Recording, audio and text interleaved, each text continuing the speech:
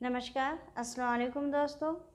मैं डॉक्टर इरशाद खानम आज फिर आपके समक्ष आई हूँ एक नई समस्या के समाधान के साथ। बहुत से लोगों ने कमेंट्स कर ये कहा है कि मंदिर मस्जिद के लाउड स्पीकर और पड़ोसियों के शोर शराबे से वो बहुत परेशान हैं और उनको ये बताया जाए कि कैसे वो इस समस्या का समाधान प्राप्त कर सकते हैं, कैसे उनकी ये समस्या हल हो सकती है।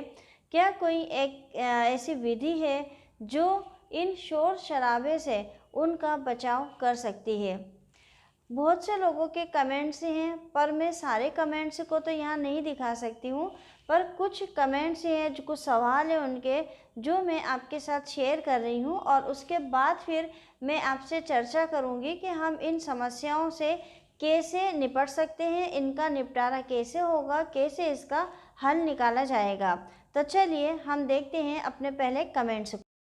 देखिए, पहली समस्या जो हमारे साथ शेयर की गई है वो है कि तेज़ म्यूज़िक से तो नहीं, लेकिन रात में 12 बजे के बाद चप्पल का काम करते हैं तो बहुत ज़्यादा आवाज़ आती है। इसके लिए कैसे और कहाँ एप्लीकेशन दें जिससे कि ये जो काम है वो रात में ना हो, बंद हो जाए।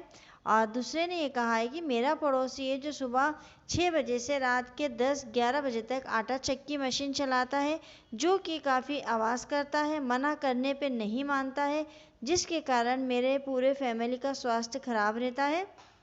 तो आप ही बताएं कि हम क्या करें, बहुत परेशान हैं। और अगला है, तेज़ आवाज़ में बच्चे बजोट चलाते हैं और रात के समय खासकर, और जगह जो जहाँ वो रहते हैं वो नज़ुल की है। और अगला जो परेशानी शेयर की है वो है कि मेरे घर के सामने वाला पड़ोसी अपने घर में फैक्ट्री और तेज़ आवाज़ पर गाने, उसकी फैक्ट्री है और वो तेज़ आवाज़ में गाने बजाता है, जो कि लगभग 10 से 12 घंटे तक लगातार बजता है, जिसकी वजह से हम मेंटली डिस्टर्ब हैं। मस्जिद, चर्च, गुरुद्वारे, यहाँ के जो लाउड स्पीकर की आवाज़ है और इसके अलावा सार्वजनिक रूप से आपके पड़ोसी जो शोर शराबा करते हैं, जैसे कोई बहुत तेज़ आवाज़ में टेप बजाता है, कोई बहुत म्यूज़िक सिस्टम को तेज़ आवाज़ में बजाता है, और कई ऐसे होते हैं कि जो कि व्यावसायिक कारखाने जो हैं उनके, वो रहने वाले रेसिडेंस इलाके में डाल लेते हैं, जिसकी वजह से बहुत ही शोर होता है। तो ये सब जो है वो पब्लिक न्यूसेंस है। दिवाली के समय पटाखे का फोड़ना, या फिर शादी में पटाखे फोड़ना, या उसी प्रकार के कोई और शोर शराबा करना, बारात निकलती है उसमें खूब तेज़ आवाज़ में साउंड बजाना, ये एक लिमिट तक जो है वो सही है कि आप परमिशन लेकर अगर कर रहे हैं, गवर्नमेंट ने आपको, सरकार ने आपको, या फिर आपके प्रशासन ने आपको अनुमति दी है, तो जितनी अनुमति आपको मिली है उतनी अनुमति तक ये करना सही है।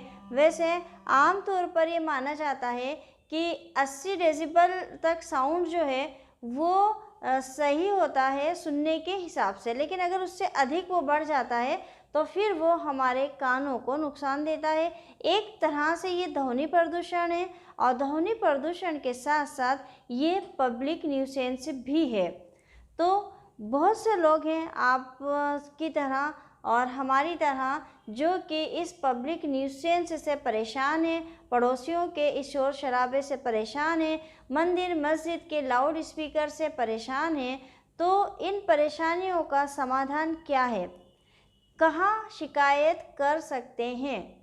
तो अगर कोई ऐसे सार्वजनिक स्थानों पर शोर शराबे से परेशान व्यक्ति है, मानसिक रूप से वो इस शोर शराबे से प्रताड़ित है, शारीरिक रूप से भी अगर उसको किसी भी प्रकार का कोई नुकसान होता है, तो ऐसा व्यक्ति जो है वो पास के थाने में जाकर या अपने एरिया के थाने में जाकर इन लोगों के खिलाफ FIR दर्ज करवाएगा, या एक लिखित में आवेदन देगा, एक शिकायत दर्ज कराएगा। उनकी शिकायत पर मजिस्ट्रेट लेवल पर एक जांच होगी, और उस जांच में अगर ये पाया जाता है कि उसकी शिकायत सही है तो उसका निराकरण किया जाएगा। शिकायत के समय क्या हमें सबूत देने की भी आवश्यकता होती है? बहुत से लोगों ने ये सवाल पूछा है। देखिए, आजकल का जो आधुनिक समाज है उसमें मोबाइल जो है वो महत्वपूर्ण भूमिका निभा रहा है।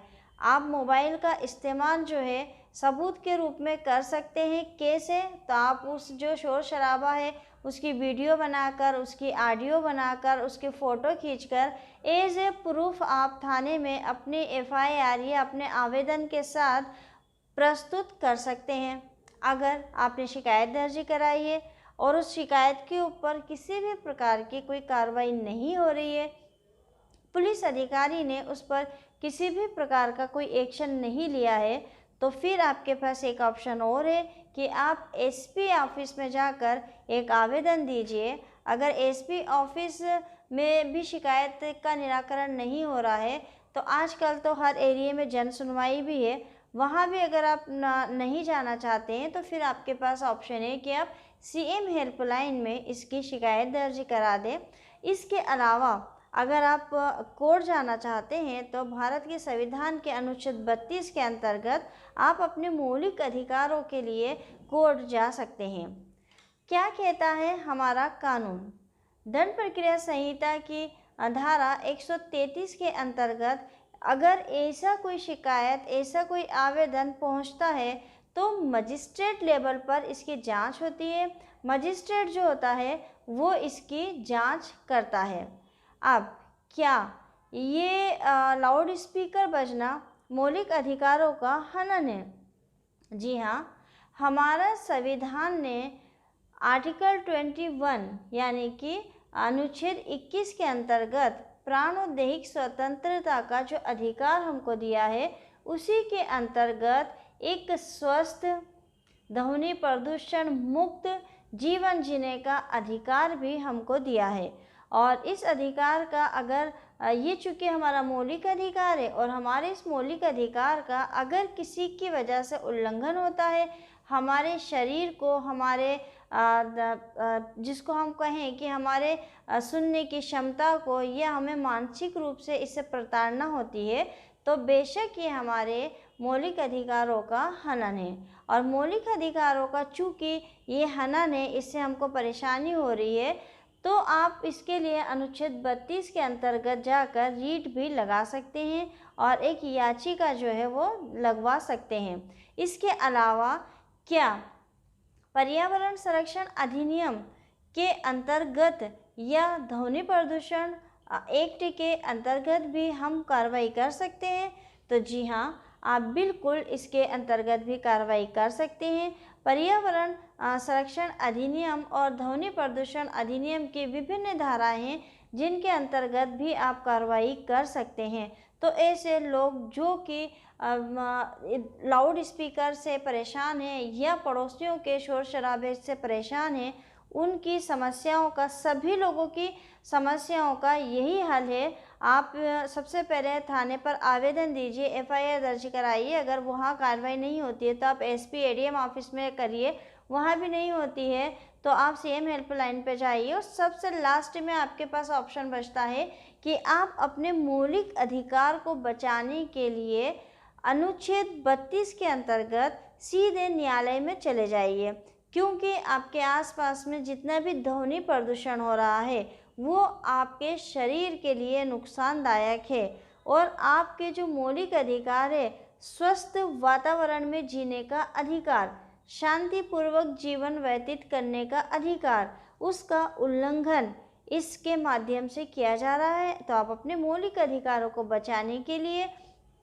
रीट दायर करके और अपने अधिकारों को पा सकते हैं। और अगर इस ध्वनि प्रदूषण से आपको कोई क्षति कारित हो रही है तो फिर आप इसके लिए क्षतिपूर्ति भी प्राप्ति कर सकते हैं। आवेदन कैसा होगा? तो मैं पहले भी आपसे कह चुकी हूँ कि आप सादे कागज़ पर भी आवेदन दे सकते हैं, और इसके अलावा जो है आप अपने वकील से, किसी वकील से भी इस आवेदन को लिखवा कर और दे सकते हैं। तो आइला टॉक्स चैनल ये आशा करता है कि ये वीडियो उन सभी लोगों के सवालों का जवाब होगा जिन्होंने कमेंट्स करके इससे संबंधित सवाल पूछे थे। और वीडियो अगर आपको पसंद आता है, आपके लिए उपयोगी है, तो आप कमेंट्स करके हमें ज़रूर बताइएगा। साथ ही साथ आप चैनल को सब्सक्राइब करिए, लाइक करिए और अधिक से अधिक इसको शेयर करिए। मिलते हैं बहुत ही जल्द अगले वीडियो में एक नई समस्या के समाधान के साथ। तब तक के लिए आप मुझे इजाज़त दीजिए। शुक्रिया, धन्यवाद।